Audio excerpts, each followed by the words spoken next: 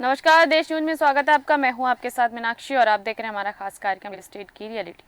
आज हम आपको रियल एस्टेट क्षेत्र से जुड़ी जानकारी देने वाले हैं कि कैसे रियल एस्टेट कंपनी के दिवालिया होने पर भी बच जाएंगे ग्राहकों को मिले मकान, क्योंकि आईबीबीआई ने उन्हें यह राहत दी है कि भारतीय ऋण शोधन अक्षमता एवं दिवालिया बोर्ड यानी कि आईबीबीआई ने मकान खरीदारों को बड़ी राहत दी है। आईबीबीआई ने परिसमापन नियमों में संशोधन करते हुए कहा है कि रियल एस्टेट परियोजना में जमीन या मकान खरीदने वालों को संपत्ति पर कब्जा दे दिया जाता है तो उस संपत्ति को परिसमापन प्रक्रिया से बाहर रखा जाएगा।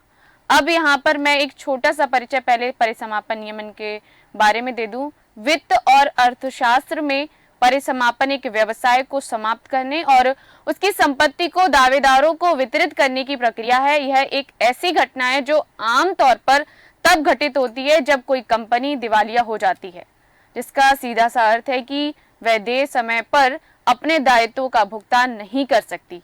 जैसे ही कंपनी का संचालन समाप्त होता है, शेष परिसंपत्तियों का उपयोग लेनदारों और शेयरधारकों को उनके दावों की प्राथमिकता के आधार पर भुगतान करने के लिए किया जाता है, जहां पर सामान्य साझेदार परिसमापन के अधीन है। अब मुद्दे पर आते हैं। बता दें कि 12 फरवरी को जारी अधिसूचना में कहा गया है कि धारा 36 की उपधारा के अनुसार कर्ज लेने वाली कंपनी ने अगर रियल एस्टेट परियोजना में ग्राहक को संपत्ति पर कब्जा दे दिया है तो उस संपत्ति को कर्जदार के परिसमापन में शामिल नहीं किया जाएगा। उत्तर प्रदेश के रियल एस्टेट नियमन प्राधिकरण के चेयरमैन रह चुके राजीव कुमार ने कहा कि नियामक का यह कदम मकान खरीदारों के हित में है और साथ ही कई ऐसे मामले हैं जहां संपत्ति ऋण शोधन क्षमता यानी कि इंसॉल्वेंसी में फंस गई और कब्जा नहीं मिला। आईबीबीआई को इस पर भी ध्यान देना चाहिए। ऋण शोधन क्षमता और दिवालिया नियामक ने 7 नवंबर 2023 को जारी परामर्श पत्र में रियल एस्टेट से संबंधित विभिन्न परियोजनाओं में दिवालिया मामले में ज्यादा बोलीदाताओं को आकर्षित करने के लिए अलग अलग परियोजना के लिए दिवालिया प्रक्रिया अपनाने की बात कही।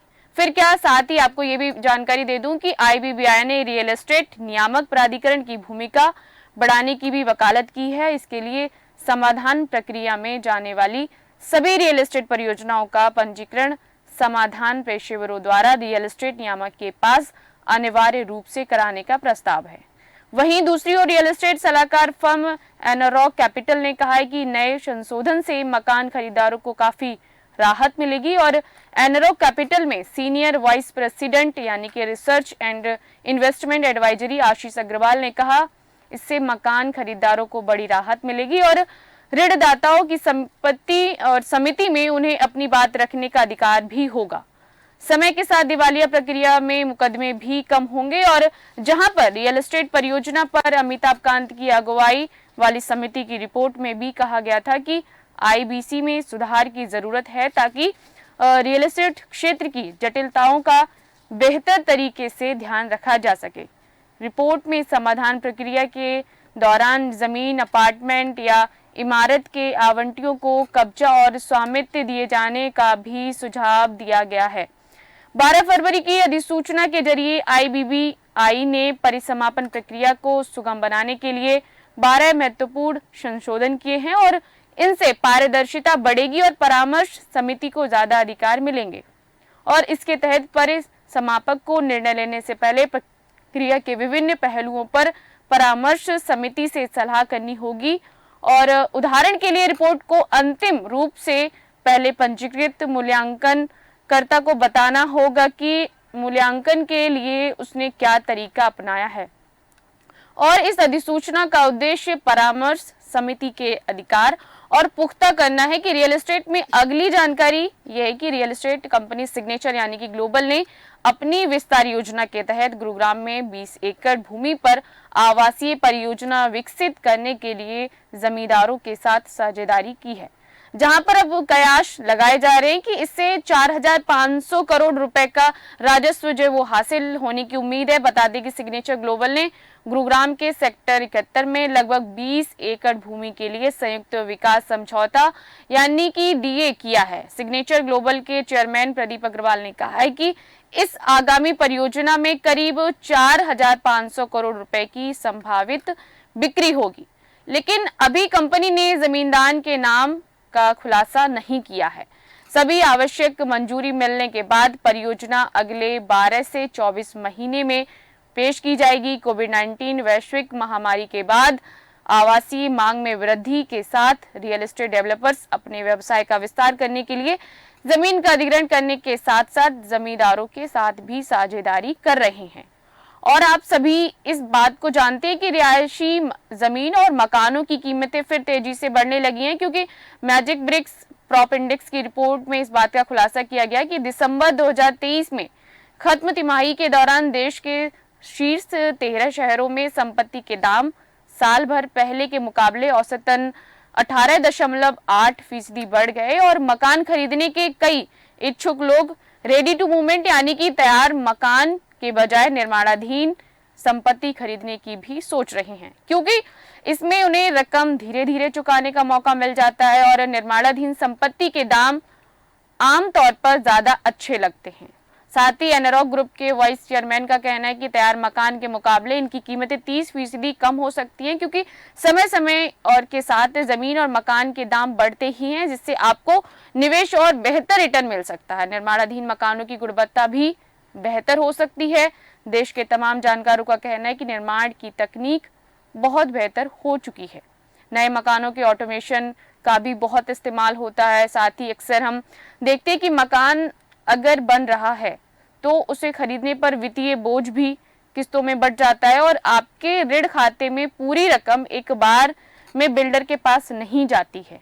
मकान बनते समय आप केवल प्री ईएमआई दे सकते हैं और जो असल में बिल्डर को दी जाने वाली रकम पर ब्याज होता है, जो कि यह एक रकम इस बात पर निर्भर करती है कि निर्माण कहां तक पहुंच गया है। चूंकि प्री ईएमआई उन लोगों की बहुत काम आती है जो किराए के मकान पर रहते हैं, लेकिन अक्सर मुश्किलों से सामना तो तब होता है जब निर्माणाधीन मकान में सबसे बड़ा जोखिम डिलीवरी लटकने का होता है।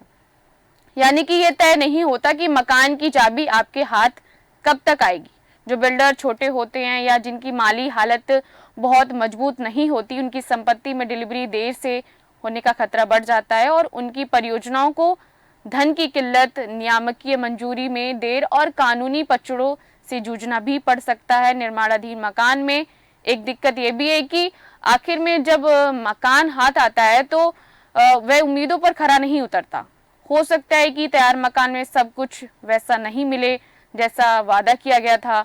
डिजाइन अलग हो सकती है, खासियतें अलग हो सकती हैं और कई बार निर्माण की गुणवत्ता भी हल्की हो सकती है। निर्माणाधीन मकान खरीदते समय असल में खरीदार बिल्डर को कर्ज दे रहा होता है और ये भी होता है कि सूचीबद्ध कंपनी नहीं हो तो अक्सर आप बिल्डर के बही खाते की जानकारी हुए बगैर ही उसे कर्ज दे रहे होते हैं। केवल प्री ईएमआई चुकाने के भी नुकसान हैं और इसमें आपके आवास ऋण का ब्याज भी होता है और सच में मूलधन बिल्कुल नहीं चुक रहा होता है। जैसे कि आप देखते हैं अक्सर जब आप ईएमआई पे करते हैं उस वक्त आपको ऐसा लगता है कि हम सिर्फ और सिर्फ अभी ब्याज पे कर रहे हैं और चूंकि कहीं ना कहीं जो मूलधन है वो अभी बचा हुआ है। इसके उलट तैयार मकान खरीदने पर आपको डिलीवरी में देर का जोखिम नहीं रहता है और वही मिलता है जो आप पहली बार मकान में देखते हैं। निर्माणाधीन संपत्ति आमतौर पर शहर के बाहरी इलाकों में होती है, मगर तैयार मकान शहर के भीतर रहते हैं, इलाके में हो सकता है। साथ ही बने बनाए मकान में कारपेट एरिया भी ज्यादा हो सकता है और बने बनाए मकान के साथ सबसे बड़ी दिक्कत ज्यादातर देखने को मिलती है कि कीमत सबसे बड़ी दिक्कत होती है निर्माणाधीन बिल्डिंग्स में। ऐसे मकान निर्माणाधीन मकानों के मुकाबले 10 से 30% तक महंगे हो सकते हैं। मकान तैयार होते समय संपत्ति के दामों में आमतौर पर इजाफा देखा जाता है, जिसका फायदा खरीदारों को मिलता है, मगर बना बनाया मकान लेने पर यह फायदा भी नहीं मिलता। मकान ज्यादा पुराना हो तो उसकी मरम्मत कराने और नया जैसा मकान बनाने पर आपको अच्छी खासी रकम भी खर्च करनी पड़ सकती है।